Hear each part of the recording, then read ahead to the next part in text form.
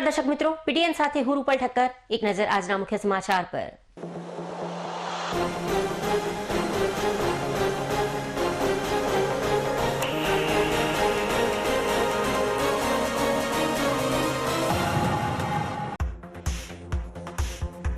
Supreme કોર્ટના અનામતમાં વર્ગીકરણ ચુકાદા વિરુદ્ધ ભારત બંધના સમર્થનમાં પાટણમાં થયો ફિયાસ્કો।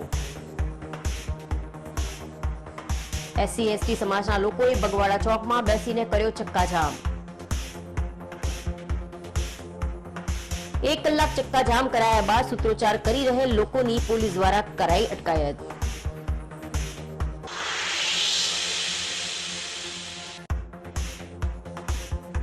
પાટણ શહેર કોંગ્રેસ દ્વારા ભાજપનો કરાયો અનોખો વિરોધ।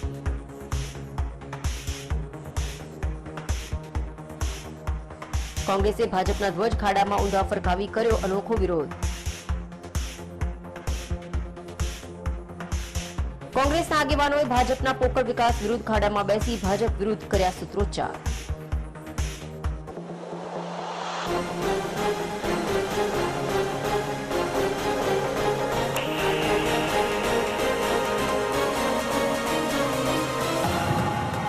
હવે સમાચાર વિગતવાર।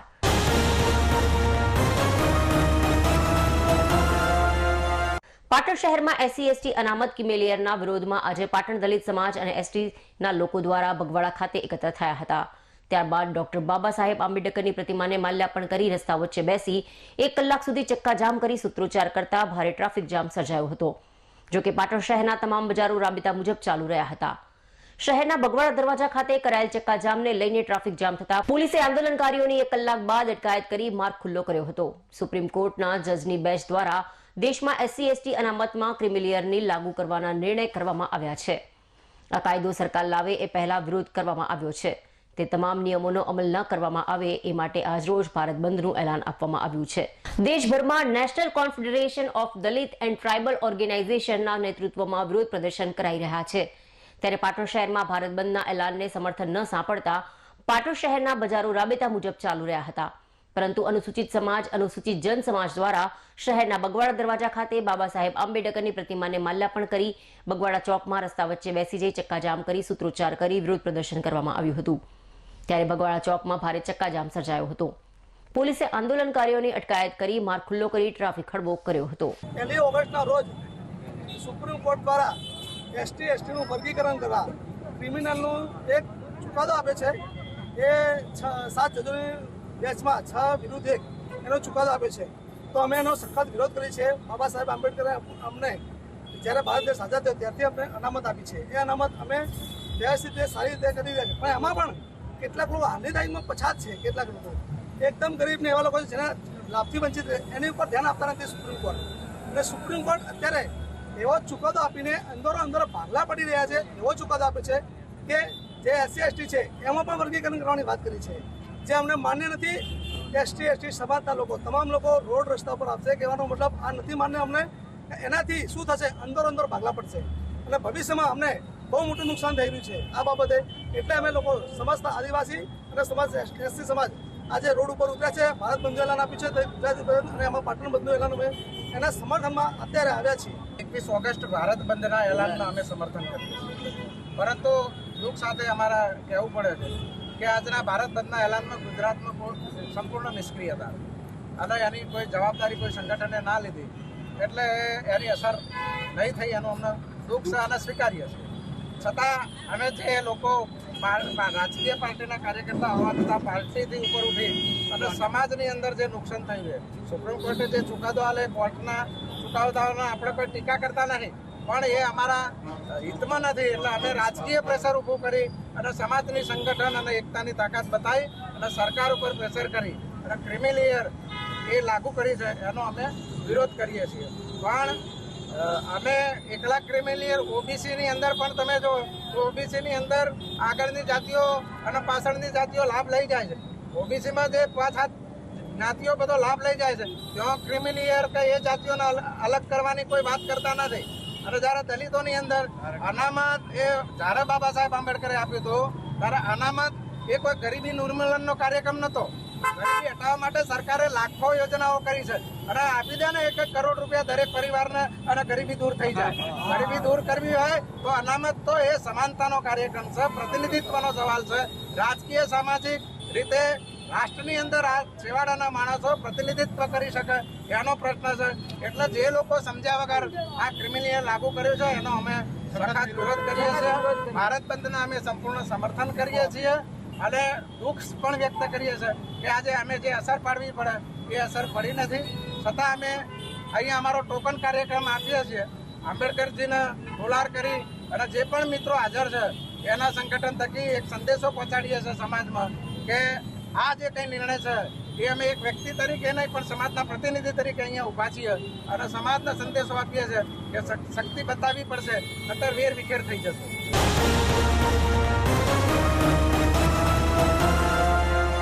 પાટણ જિલ્લામાં સરસ્વતી સાધના યોજના હેઠળ વિદ્યાર્થીઓને સાયકલો આપવામાં આવતી હતી. છેલ્લા 2-3 વર્ષથી વિદ્યાર્થીઓને સાયકલો આપવામાં આવી નથી. આવી જ સાયકલો પાટણ જિલ્લાના અલગ અલગ વિસ્તારમાં, શાળાના ઓરડામાં, શાળાના મેદાનમાં કે અન્ય જગ્યાએ સાયકલો ભંગાર હાલતમાં જોવા મળે છે. વિદ્યાર્થીઓને આપવામાં આવેલી સાયકલો આજે ભંગાર થયેલી હાલતમાં જોવા મળી છે. વિદ્યાર્થીઓને સાયકલો આપવામાં આવી નથી અને સાયકલોને છેલ્લા 3-4 વર્ષથી શાળાઓમાં કે મેદાનમાં પડી રાખી ભંગાર બનાવી દેવામાં આવી છે. આ બાબતે પાટણનું વહીવટીતંત્ર સફાળું જાગી અને વિદ્યાર્થીઓને સરસ્વતી સાધના યોજના હેઠળ સાયકલો મળી રહે તેવા પ્રયત્નો કરીએ તેવી પાટણ શહેર કોંગ્રેસ વતી અમારી માંગણી છે.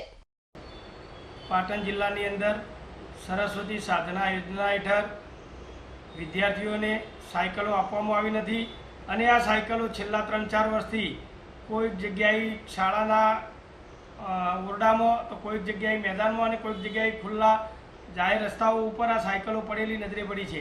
ખરેખર આ અંધેર તંત્રની અનાવડતના લીધે વિદ્યાર્થીઓ સાયકલો વિહીન રહી ગયા છે અને વિદ્યાર્થીઓને સાયકલો મળી નહીં અને સરકારમાં ખર્ચ પડી ગયા છે. તો આ સરકાર જાગે અને આવી સાયકલો જ્યાં જ્યાં પડી છે ત્યાંથી કલેક્ટ કરી અને વિદ્યાર્થીઓને અપાવે એવી અમારી આ પાટણ શહેર કોંગ્રેસ વતી માગણી છે.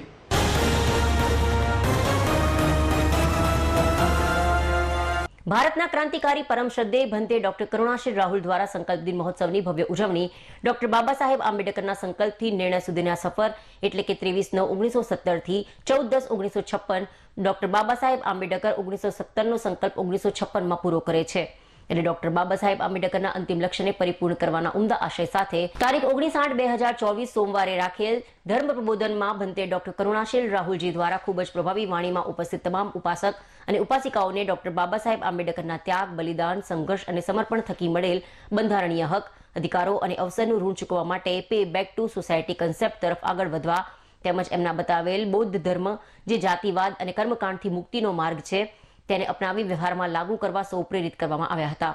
આવનાર સંકલ્પ દિન મહોત્સવની ઉજવણી અનોખી રીતે કરવા માટે તારીખ 13/9/2024 થી સંકલ્પ દિવસ 23/9/2024 સુધી ડોક્ટર બાબા સાહેબના ગુજરાતમાં સયાજી ગાયકવાડના રાજમાં નોકરીની ઐતિહાસિક ઘટનાના 11 દિવસોને યાદ કરી ધર્મભૂમિ દ્વારા શ્રામણી શિબિર તેમજ વિપસનાના ધ્યાન સાધના શિબિરનું આયોજન કરવામાં આવ્યું છે.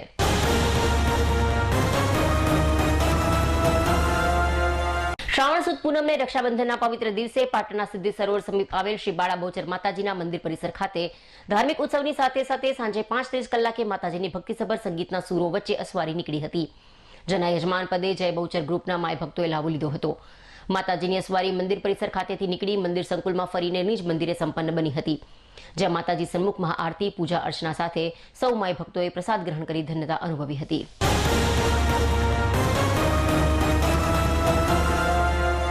પાટણ શહેર સહિત સમગ્ર જિલ્લામાં પવિત્ર શ્રાવણ માસ દરમિયાન ભગવાન ભોળાનાથની શિવભક્તો દ્વારા વિશેષ પ્રકારની પૂજા અર્ચના સાથે શ્રાવણ માસના પવિત્ર પર્વની ઉજવણી કરવામાં આવી રહી હતી.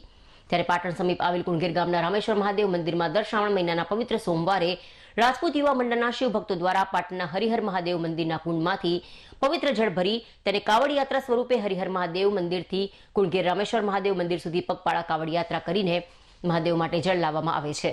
જે પરંપરા આજે પણ રાજપૂત યુવા મંડળના શિવ ભક્તો દ્વારા નિભાવી ભગવાન ભોળાનાથની પૂજા અર્ચના કરી ધન્યતા અનુભવી હતી.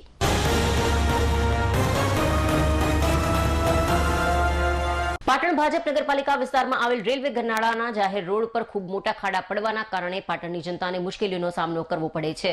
ખૂબ મોટા ખાડા હોવાના કારણે પાટણના શહેરીજનોના સાધનોને ખૂબ જ મોટું નુકસાન થાય છે. જેના કારણે શહેરીજનોને આર્થિક નુકસાન વેઠવાનો વારો આવ્યો છે. તેમજ અહીં ખૂબ જ મોટા ખાડા હોવાથી શરીરને તેમજ કરોડરજ્જુના ભાગે દુખાવાનો સામનો કરવો પડે છે. અહીં વારંવાર પાણી ભરાવાની સમસ્યાના કારણે લોકોને ગંદકીનો પણ સામનો કરવો પડે છે.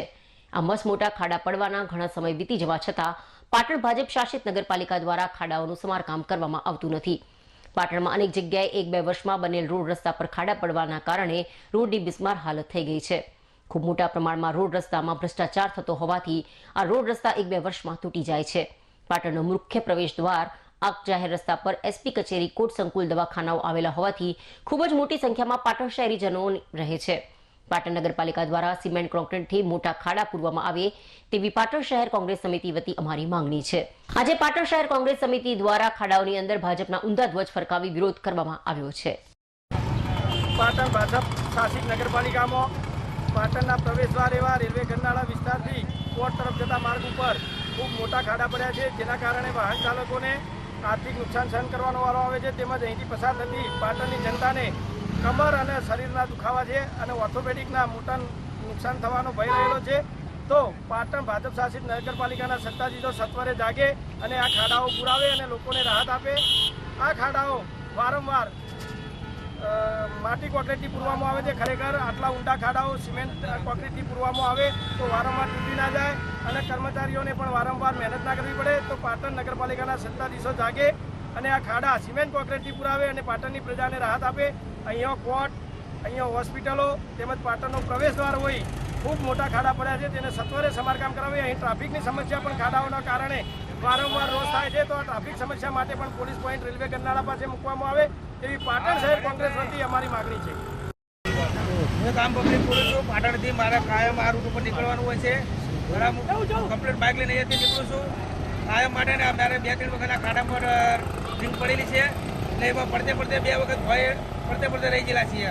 એટલે સરકારે એવું કામ ચાલુ છે કે ખાડા હરખેથી પુરાઈ અને વ્યવસ્થિત આગળ પાટણ બધો સારું. રાજમાં છેલ્લા 20 વર્ષથી ભાજપનું રાજ નગરપાલિકામાં ચાલે છે અને આ ભાજપના જે શાસક લોકોને કેમ ખબર પડતી નથી કે 30-20 વર્ષથી આ પાટણના રોડ રસ્તાઓ વારંવાર તૂટી જાય છે. બારે મહિને નવા કરવાના અને નવા કરવા છતાંય પણ તૂટી જાય છે. કે આ લોકોને કેમ સમજ પડતી નથી કે ભ્રષ્ટાચાર જ કરવાનો. અને ભ્રષ્ટાચાર તો આ લોકોને એટલો વધી ગયો છે કે આ પબ્લિકને પણ ખબર પડી ગઈ છે. ચારે બાજુ મોટા ભ્રષ્ટાચાર થઈ રહ્યા છે અને રોડ રસ્તા લોકોને જેમ સમજવા હોય જેમ જ્યાં પાણી ભરાતું હોય ત્યાં પણ સર્વે કરો. આ લોકોને કેમ કરતા નથી અને જ્યાં વધારે પાણી ભરાતું હોય ડામરનો ટૂંકો તે આરસીસી કરવા જોઈએ અને પ્રજાને આ બધી સવલતો આપવી જોઈએ. અને વેરા પણ વધારી નાખ્યા છે, તો વેરા વધારવા તો એ પ્રમાણે પબ્લિકને સેવા તો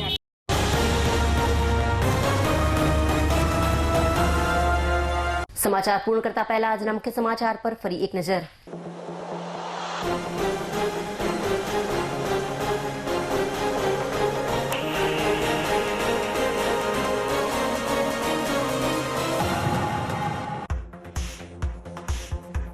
સુપ્રીમ કોર્ટના અનામતમાં વર્ગીકરણ ચુકાદા વિરુદ્ધ ભારત બંધના સમર્થનમાં પાટણમાં થયો ફિયાસ્કો.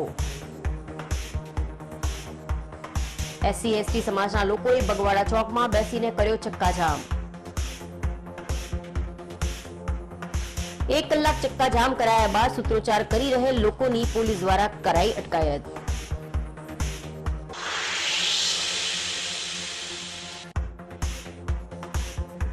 પાટણ શહેર કોંગ્રેસ દ્વારા ભાજપનો કરાયો અનોખો વિરોધ.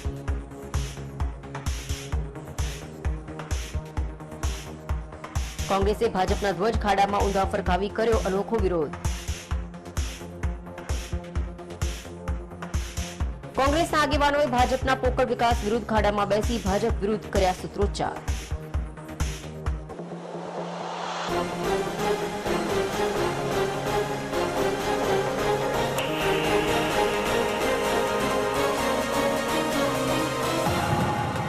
આ સાથે આજનું સમાચાર બુલેટિન સમાપ્ત કરીએ. રજા આપશો. નમસ્કાર.